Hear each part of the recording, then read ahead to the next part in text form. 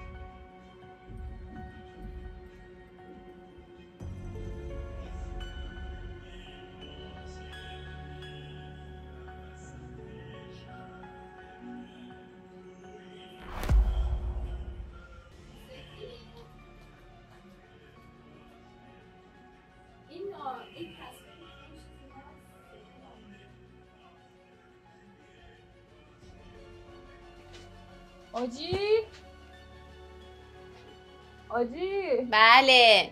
من دارم میخوابم الان؟ آره خیلی خوابم میاد. ساعت 8 ها. بابا انگار خستگی رفته تو جون اصلا دارم میمیرم خواب. آخه الان ستی شام بخور بعدن. خیلی خوابم میاد دارم حالت. خب باشه بخواب. شب بخیر. خوب بخوابی. برقو بزنی؟ آره الان میام میزنم.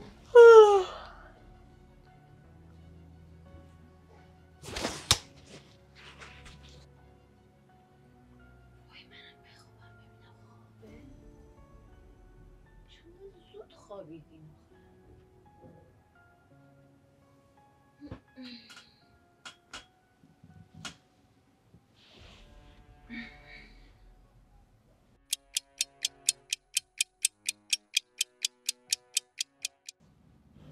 وقتی ساعت از 12 میگذشت یه صداهای فوق‌العاده عجیب غریبی از تخت ستاره میومد. هی صداهای عجیب، کارهای عجیب و چیزهای خیلی عجیبی اتفاق میافتاد و من خیلی به این موضوع شک کردم که شاید اون صدف یه مشکلی داشته باشه، چون ستی از وقتی که اون صدف رو گرفت دستش یه آدم دیگه ای شد.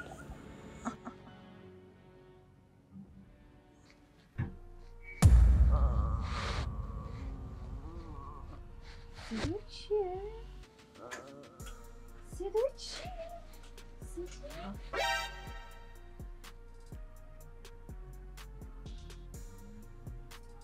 خواب دیدم؟ ستی؟ بگو بیدارش نکنم. بخوابم.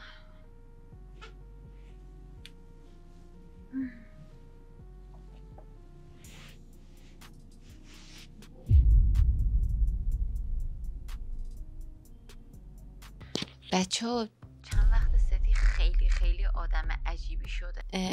نمیدونم چطوری بهتون بگم، خیلی کاراش عجیب شده. یهو وقتی که من پیشش نیستم یهو یه حالتی میشه، یه حالت نمیدونم تسخیر شده ای، انگار یه چیزی توی بدنش رفته باشه یا حالا هر چیز دیگه ای، ولی اون واقعا ستاره نیست. اصلا نمیفهمم، واقعا نمیدونم که اون چیه، که نمیدونم یعنی داره مسخره بازی در میاره یا داره اذیتم میکنه یا نمیدونم واقعا چی. اصلا شبا وقتی که خوابیم از بالای تخت صداهای فوق‌العاده عجیبی میاد، اصلا نمیتونم دلیلشو بفهمم. هر وقتم که من بیدار میشم میرم بالا سر ستاره میبینم که ستاره حالت عادیش خوابه، ولی اون صداهایی که اونجوری میپیچه، تکون خوردنهای تخت، اون حرکات عجیبش، اون رفتار عجیبش، اینا خب چیه واقعا؟ هر چقدر هم فکر میکنم به نتیجه نمیرسم. به یک نتیجه مسخره‌ای رسیدم. دلیل میگم که اگه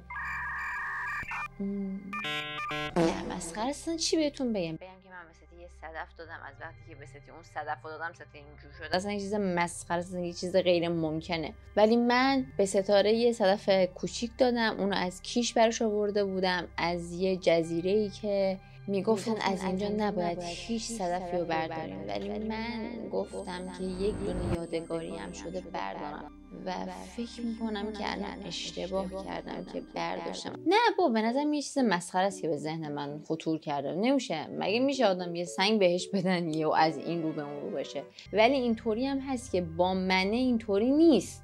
وقتی من نیستم، وقتی هیچکی نیست، یه طوریه. چه اینجوری تو؟ هیچی. سری میخوام راجع به چیزی باهات صحبت کنم. من نگاه کنم.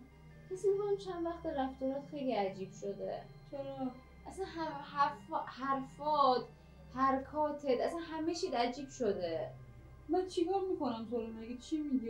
به خدا عجیب شدی آخه ستی. باور کن یهو داد میزنی شبا تو خوابی و بعضی شبا راه میری. بعد خواب میبینم، یعنی خواب بعد. اصلا مگه میشه تو اصلا اینقدر آروم میخوابی که الان راه میری تو شب داد میزنی، فریاد میزنی؟ نمیدونم چی بگم. اصلا یعنی تو هیچ نظری نداری که چرا اینقدر وقتی تو حال تو خوب بود یهو اینطوری شدی؟ هیچ نظری نداری راجع به؟ نه.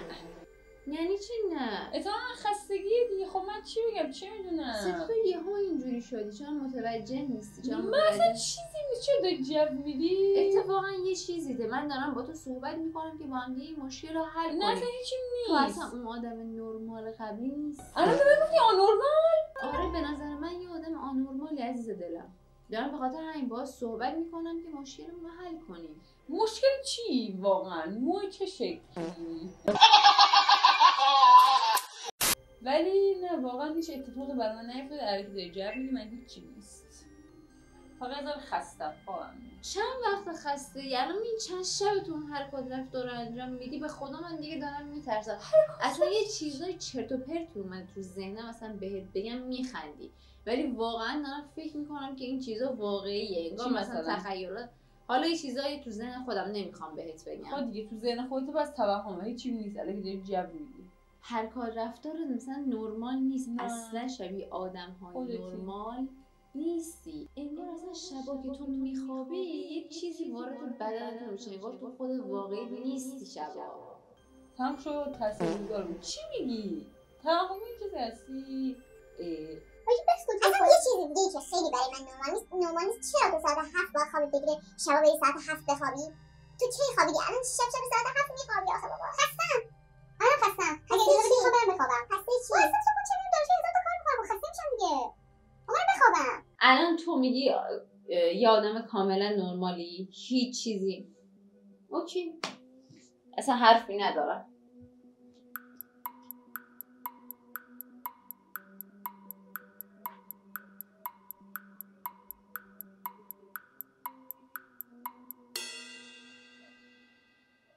بچه‌ها دیدین یا ندیدین؟ الان دیدین چی کار کرد؟ من اینو اینجا قایمکی گذاشته بودم ویدیو بگیرم.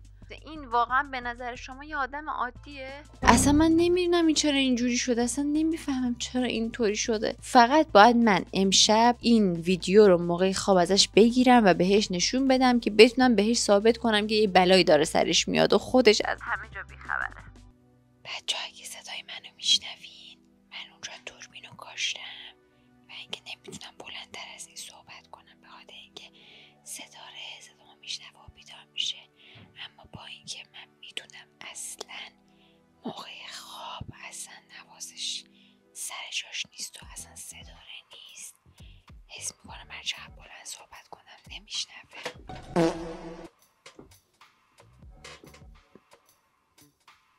الان فعلا قراره که ما همینجوری بیدار بمونیم تا اینکه ببینیم ستاره چی میشه و چی کار میکنه. چرا هیچ خبری نیست؟ واقعا چرا هیچ کاری نمیکنه؟ همین تایما بود که هر شب صدا در می آورد از خودش. من باید جلوی خودم رو بگیرم تا اصلا خوابم نبره. اگه خوابم ببره، ولی خیلی خوابم میاد، امیدوارم که خوابم نبره و بیدار بمونم.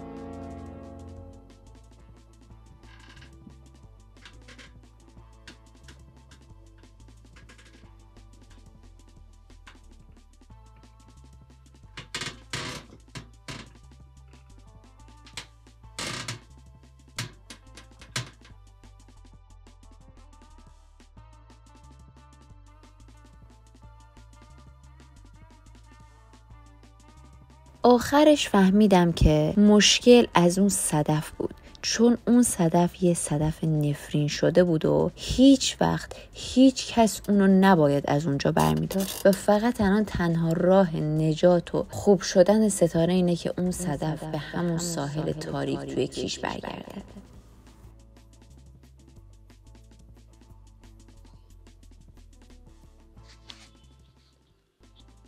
وای بچه